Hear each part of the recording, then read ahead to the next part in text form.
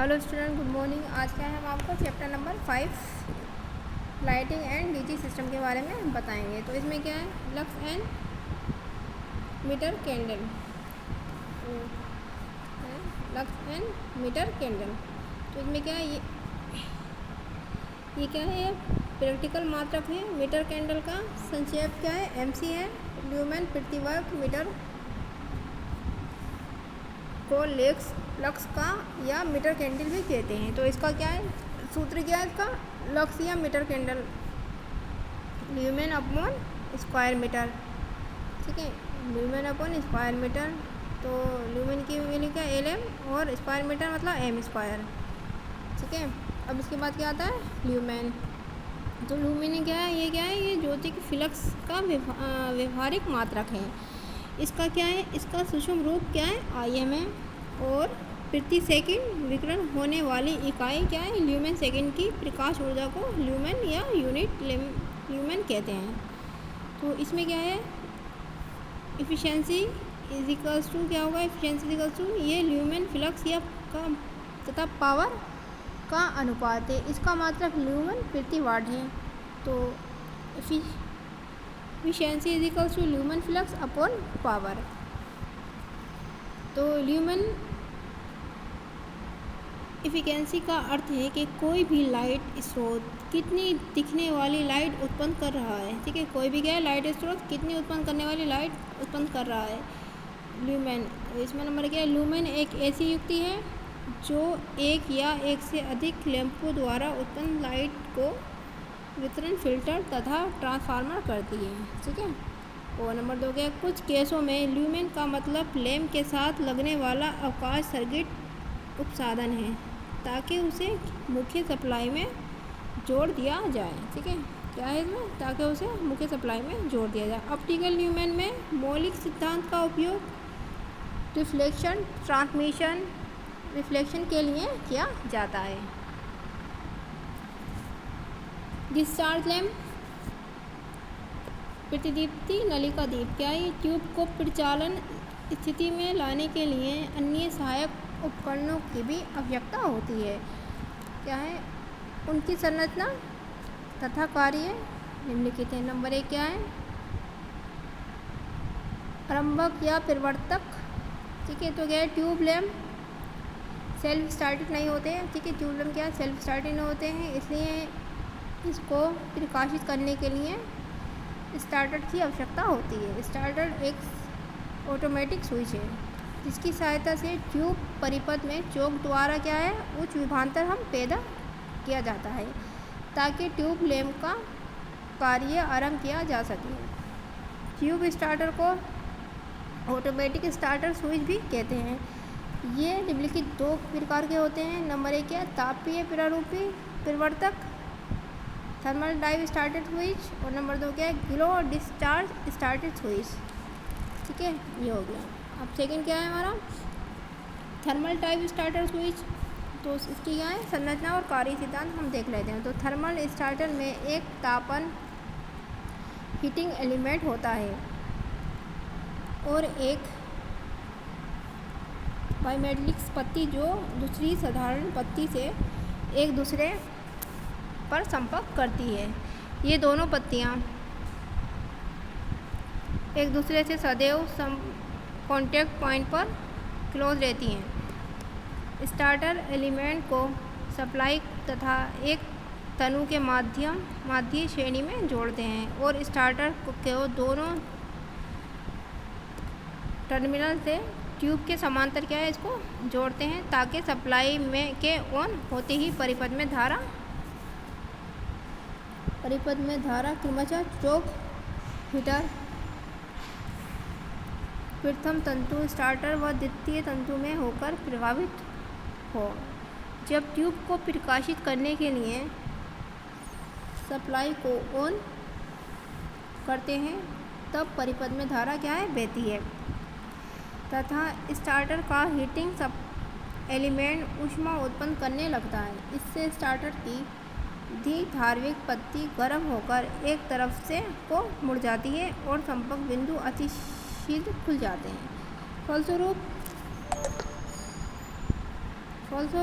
तंतुओं में स्टार्टर से होकर बहने वाली धारा का मान तत्काल 0 हो जाता है।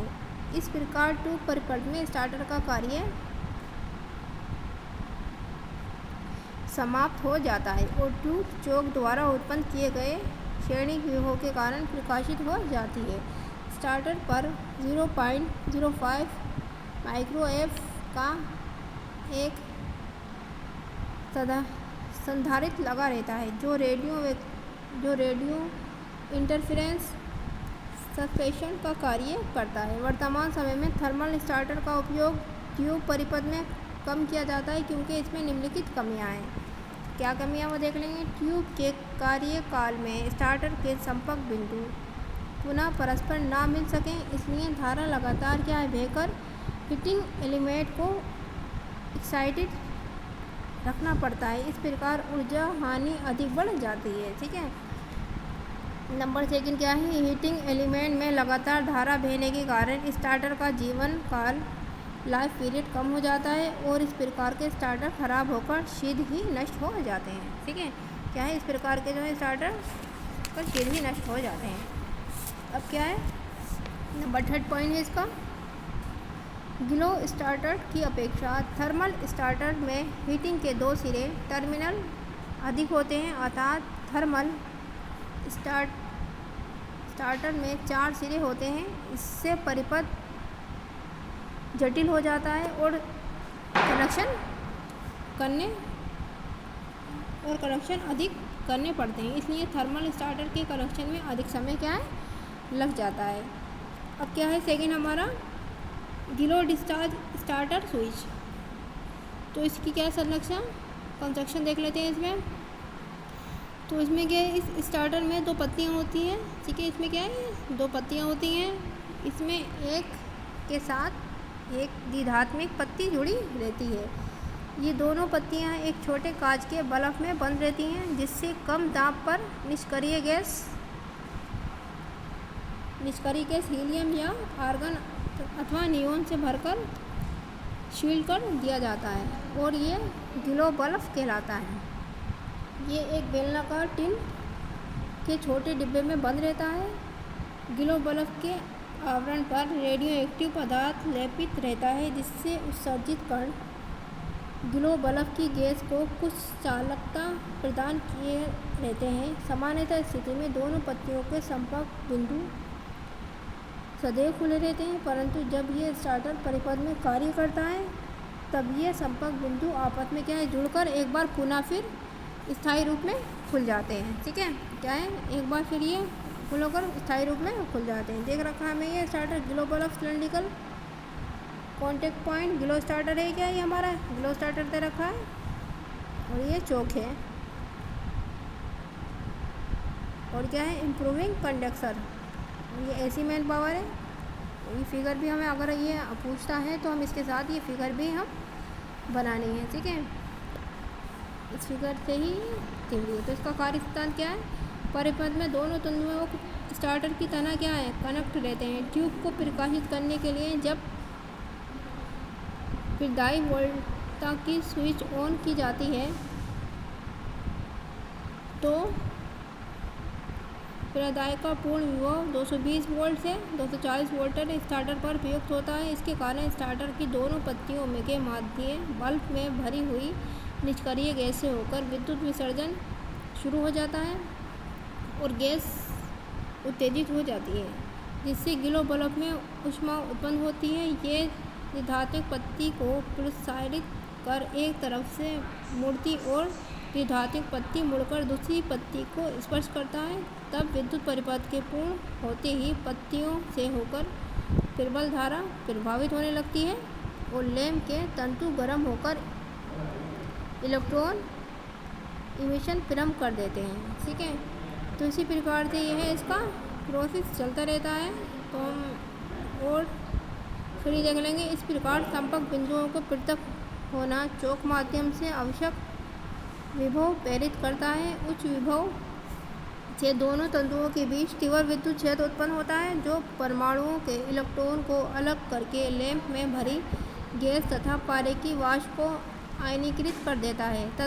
आल ही दोनों तंतुओं के विसर्जन डिस्चार्ज प्रारंभ होता है और ट्यूब प्रकाशित हो जाती है। कार्यकाल में चौक के आर पार इतना अधिक विभवात होता है कि ट्यूब शेष न्यून वोल्टेज 110 से 120 वोल्ट पर ही कार्य करता है और ये वोल्टेज स्टार्टर के अंदर ग्लो डिस्चार्ज उत्पन्न करने के समर्थ नहीं रखती। इसलिए स्टार्टर सामान्य स्थिति व ट्यूब कार्यकाल की स्थिति में स्थायी रूप से खुले रहते हैं। स्टार्टर के सिरे के माध्यम से 0.05 माइक्रो एफ का एक संधारित्र लगा रहता है, जो मैंने आपको पहले कहा था, और इसमें 10 ओम का प्रतिरोध संयोजित रहता है, जो स्टार्टर के संपर्क में बिंदु कॉन्टैक्ट पॉइंट को पिघलाकर जोड़ने से रोकता है। थर्मल स्टार्ट प्रारंभ होने में ग्लो स्टार्टर की अपेक्षा कम समय लेता है, फिर भी वर्तमान समय में ग्लो स्टार्टर का ही अधिक प्रयोग होता है। ठीक है, ये हो गया हमारा ग्लो स्टार्टर। ठीक है, आज के लिए इतना ही। ये वीडियो अच्छे से देखिएगा। इस फिगर भी आप लोगों को बनाना है एग्ज़ाम में, और ऑब्जेक्टिव क्वेश्चन आएंगे तो जो हम पढ़ा रहे हैं आप उसको अच्छे से देखें, पढ़ें, इसी में से आप लोगों का जो भी है एग्ज़ाम में आएगा।